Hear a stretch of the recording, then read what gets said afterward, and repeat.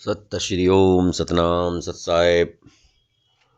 हे सत्संग प्रेमियों, हे साध संगत, आज हम आपके सामने रमैनी 57 और 58 का वर्णन करेंगे। रमैनी 57 और 58। दोस्तों, भाई बहनों,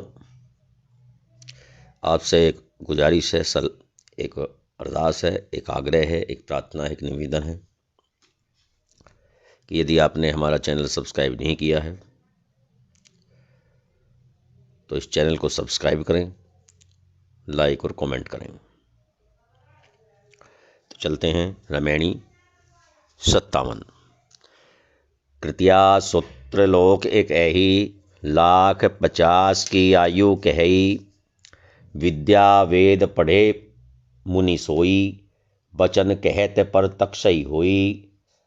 पैठी बात विद्या की पेटा, वाहुक भरम भया संकेता। इसमें तुलसी साहिब, माफ कीजिए, कबीर साहिब इस रमैनी में कल्पित स्वर्ग की बात कर रहे हैं कि स्वर्ग लोक की जो अवधारणा है, इसके कारण लोगों को कैसे मूर्ख बनाया जा रहा है, कैसे ठगा जा रहा है। कहते हैं कि धर्म ग्रंथों में कहा गया है कि आकाश के ऊपर एक स्वर्ग लोक है और वहां पर जाने वालों की आयु 50 लाख वर्ष की हो जाती है और वे बहुत काल तक वहां के ऐश्वर्यों को भोगते रहते हैं। इन बातों का वर्णन वेद ग्रंथ आदि पढ़कर पंडित लोग, धर्म उपदेशक रोचक ढंग से बताते हैं, मानो वे देख कर आए हों। सभी बातें मनुष्य के मन में गहरी बैठती चली गई और वे भ्रमपूर्ण उपदेशों में भटकते गए। स्वर्ग एक ऐसी अवधारणा है जो आज तक किसी ने भी नहीं देखा है। यदि किसी ने देखा हो तो बताना, क्योंकि स्वर्ग मृत्यु के बाद की कल्पना है। मृत्यु होने के बाद कोई लौट के वापस नहीं आया। कोई बता सकता कि स्वर्ग क्या है, और बिना मृत्यु के वहां जाया नहीं जाता और मृत्यु के बाद कोई वापस नहीं आता। तो कितनी बड़ी विडंबना है कि लोग इस बात को समझ ही नहीं पाते और बेवजह स्वर्ग की कामना की आस में कितने ही लोगों के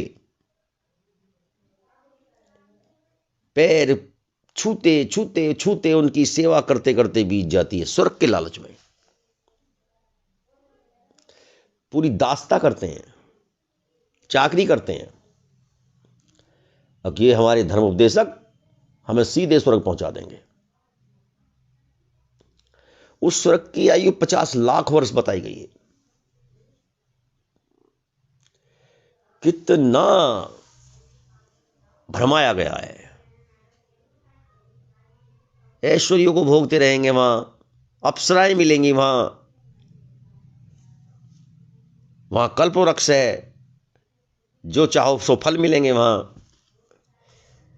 इतनी सारी बातों का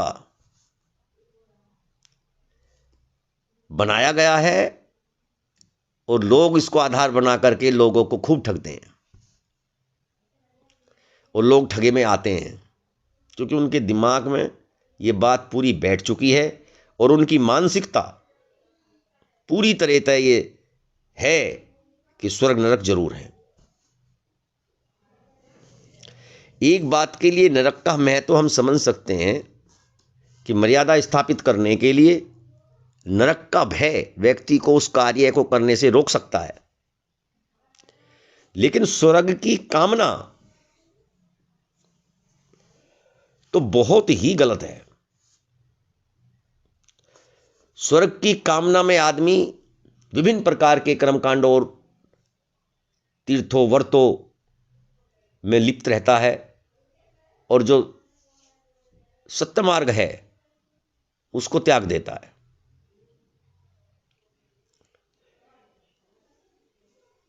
तो ऐसे भ्रमपूर्ण उपदेशों में भटकते गए लोग, कहने का तात्पर्य है कि जिस स्वर्ग सुख की कल्पना में मनुष्य यहां के भी सुख से वंचित हो जाता है, वो यहां के भी सुख पर ध्यान नहीं देता। जो जीवन है, जीते जी अपने जीवन को स्वर्ग नहीं बना पाता और पूरे जीवन भटकता रहता है। खग खोजन को तुम परे, पाछे अगम अपार, बिन परिचय कस जानियो, कबीर झूठा अहंकार। हे मनुष्यों, तुम जिस काल्पनिक पक्षी को खोज रहे हो, जिसे विद्वानों ने अगम अपार बताया है, उसकी परख करो, नहीं तो कल्पित कहानी का भ्रम दूर नहीं होगा। और वो काल्पनिक पक्षी क्या है? स्वर्ग। तो कबीर साहिब कह रहे हैं कि मनुष्यों, तुम जिस काल्पनिक पक्षी अर्थात स्वर्ग की खोज कर रहे हो, जिसे विद्वानों ने अगम अपार बताया है, बड़ा महान बताया है, उसकी कम से कम परख तो करो।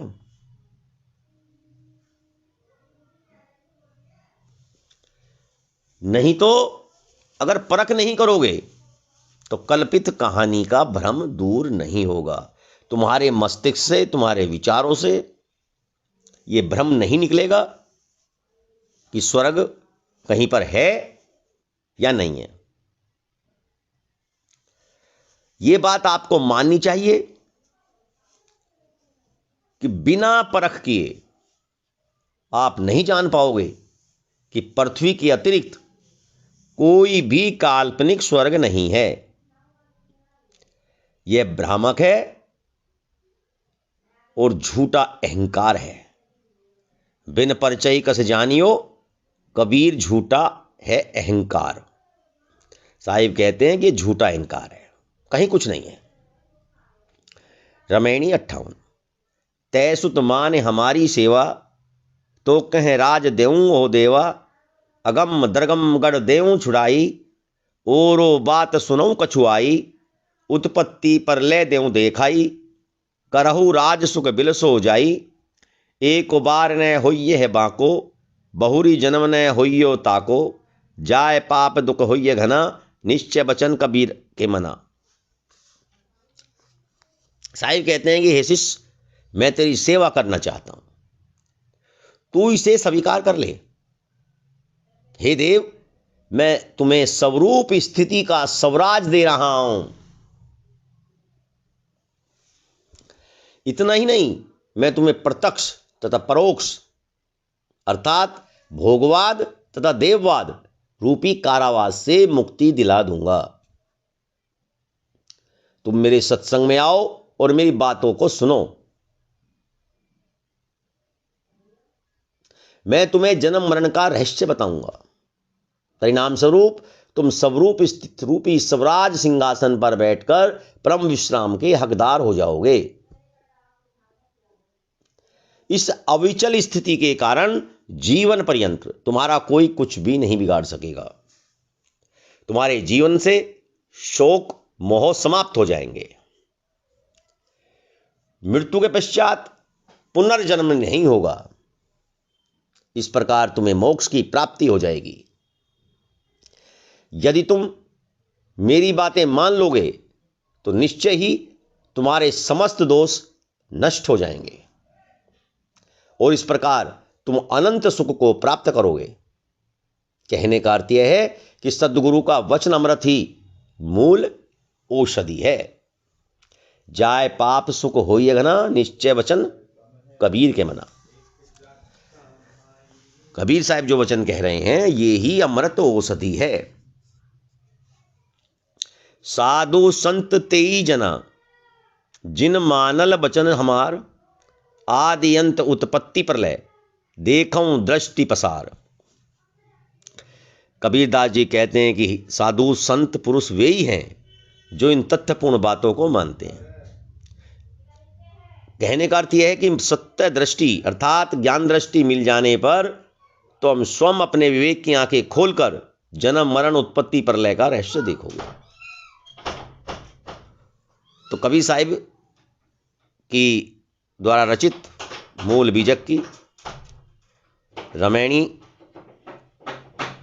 58 और 59 आज के इस सत्संग प्रवचन पर हम विराम लेते हैं और कल के लिए सत्य श्री ओम सतनाम सत साहिब।